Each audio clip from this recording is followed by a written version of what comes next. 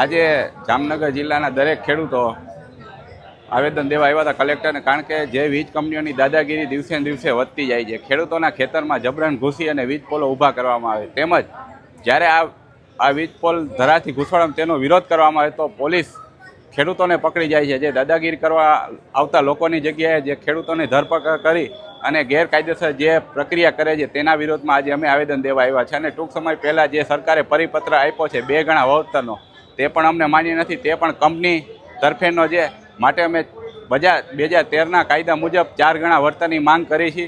અને જે પણ ગેરકાયદેસર પ્રવૃત્તિઓથી નહીં પણ કાયદાકીય પ્રક્રિયાથી જે આ પાલન થાય તે માટે અમે કલેક્ટરને આવેદન દેવા આવેલા. આજ રોજ જામનગર જિલ્લાના ખેડૂતો અને ગુજરાતના ખૂણે ખૂણેથી આવેલા ખેડૂતો અમે અમારી જે માંગ છે કે આ ખેડૂત વિરોધી પરિપત્ર બનાવ્યો છે, જે કંપનીના હિતૂક છે, ખેડૂતના બિલકુલ હિતૂક નથી.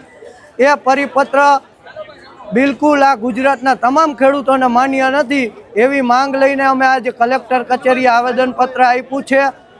જો સરકારને સમજાવીએ છીએ, શાંતિ સમજી જાય તો સારું છે, અન્યથા આ સરકારને ભોગવવું પડશે.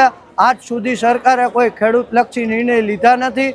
આગામી સમયમાં સરકારને ચેતવી છે ખેડૂતલક્ષી નિર્ણય લેવામાં આવે. નકર હવે આ ખેડૂત જાગી ગયો છે, ખેડૂત એકતા થઈ રહી છે. અમે 4 જિલ્લામાં આ પરિપત્રને નાબૂદ કરવાનું આવેદનપત્ર આપ્યું છે. આવનારા સમયમાં ગુજરાતના તમામ જિલ્લામાં આપશું. આ તમે જુઓ, વીજનો એકનો પ્રશ્ન નથી. અત્યારે આ ગેસની પાઇપલાઇનનો પણ પ્રશ્ન ઉઠી રહ્યો છે, જેમાં સરકાર કોઈ ધ્યાન આપતી નથી. જેમ આ વીજ પોલમાં ખેડૂતોની મંજૂરી વગર જે આ સરકાર કામ કરી રહી, એ જ રીતે ગેસની પાઇપલાઇનની મંજૂરી વગર આ સરકાર કામ કરી રહી છે. સરકારને ખાસ કહીએ છીએ અમે, જો હવે આ દાદાગીરી છોડો, શાંતિ સમજી જાઓ. નકર તમે જે એસીની હવા ખાવું ને એ ખાવા નહીં મળે.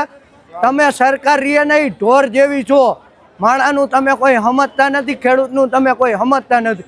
આ ઢોરને અહીંયા વિધાનસભામાં બેસાડવા ન સારા, એ ઢોરને જંગલમાં જ રખાય. જો જૂનાગઢના જંગલમાં નહીં સમાય તો અમે આફ્રિકાના જંગલમાં પણ આ ઢોરને મૂકી આવશું.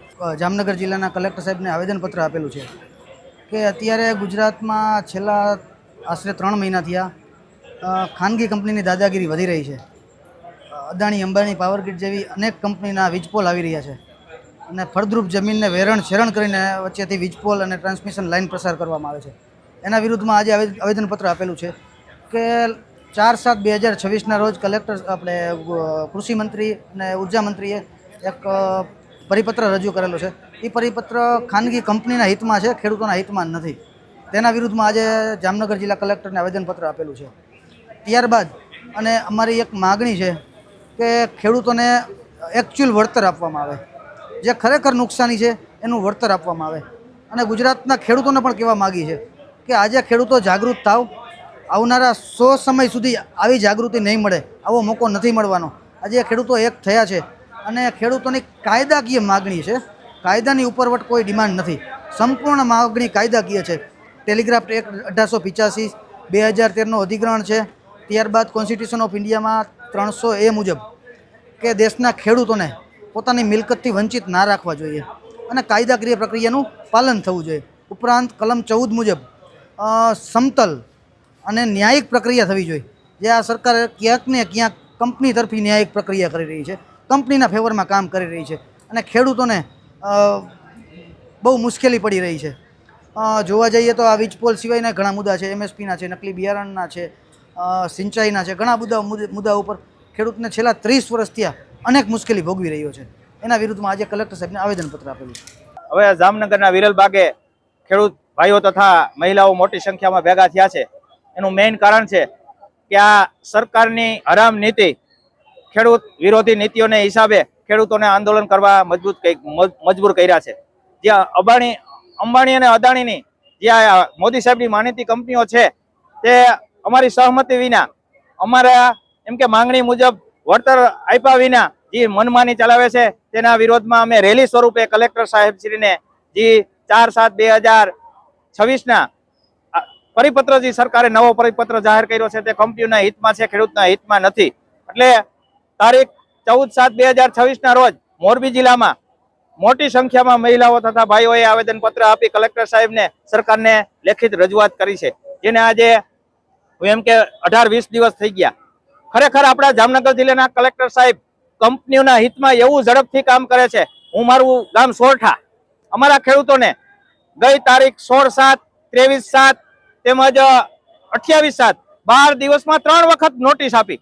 આપણા કલેક્ટર સાહેબને આટલું બધું શું આપણે વીજ કંપનીઓ પ્રત્યે પ્રેમ છે, ભાવ છે. આ જામનગર જિલ્લાના કલેક્ટર સાહેબને વિનંતી કે તમે સરકાર અને આ વીજ કંપનીઓને નોટિસ આપો. ખેડૂતોને નોટિસ આપીને હેરાન કરવામાં ખેડૂતો હવે ખરપિયા લઈ અને કાયદો હાથમાં લેવાના છે. એટલે આજની અમારી આ રેલી સ્વરૂપે અમે કલેક્ટર સાહેબને અમારી માંગણી મુજબ નિયમ મુજબ આવેદનપત્ર આપવાના છીએ. અને આવેદનપત્ર આપી અમે ખેડૂતોએ નક્કી કર્યું છે કે અમારે નથી જોતા તમારા થાંભલા, નથી જોતા અમારે તમારા તાર, નથી જોતું અમારે તમારું વળતર. એટલે પ્રેમથી કહીએ છીએ તમારી માનીતી કંપનીઓ તમે સમજાવી લ્યો, પાછી વાળી લ્યો. નકર હવે ખેડૂતો આ ભાજપના એકય નેતાઓને ઘર બાયણે નીકળવા દેવાના નથી, એવું અમારી ખેડૂતની વેદના છે. ખરેખર હવે ખેડૂત મહિલાઓ પણ જાગી ચૂકી છે. મહિલાઓ રણચંડી બનશે તો તમારી મહિલાઓ પણ તમને કહેશે તમે ઘરમાં હુઈ જાવ, બહાર નીકળવામાં તમારે જીવવું, બહાર નીકળવું અઘરું છે. એટલે આ બાબતે તમારા મીડિયા ભાઈઓને પણ ખૂબ ખૂબ અભિનંદન કે તમારા સાથ વગર અમારો અવાજ ગુજરાતમાં પણ ન જાય. એટલે ખરેખર અમારે આ ખેડૂતોની વેદના છે. અને આજની રેલી અમે ઘણી રેલી કાઢવા કે આવેદનપત્ર દેવા નવરા નથી. એટલે આપણા જામનગર સાહેબ જિલ્લાના કલેક્ટર સાહેબને વિનંતી કે તમે હવે સાંજમાં સમજી જાઓ અને ખેડૂતોને હેરાન કરવામાં તમે પણ ખેડૂતોએ પકવેલું અનાજ પેટમાં ખાતા આવીશો. અમે એમ નથી કહેતા મફત ખાવશો, પણ પાણીના ભાવે અનાજ તમે ખાવશો. અને ખેડૂતોને કાંઈ પોષણક્ષમ ભાવ અપાયો એ સરકારની કાંઈ નીતિ નથી. ખેડૂતોને આપેલા વચનો પણ આપતા નથી અને જમીન માપણીમાં ગેરરીતિ કરેલ છે. તો તમામ મુદ્દાઓ લઈ અને અમે આવેદનપત્ર આપવાના છે. પણ થાંભલા નથી જોતા. એટલે હવે સાંજમાં સમજી જાઓ અને ખેડૂતોને તમે કાયદો હાથમાં લેવડાવોમાં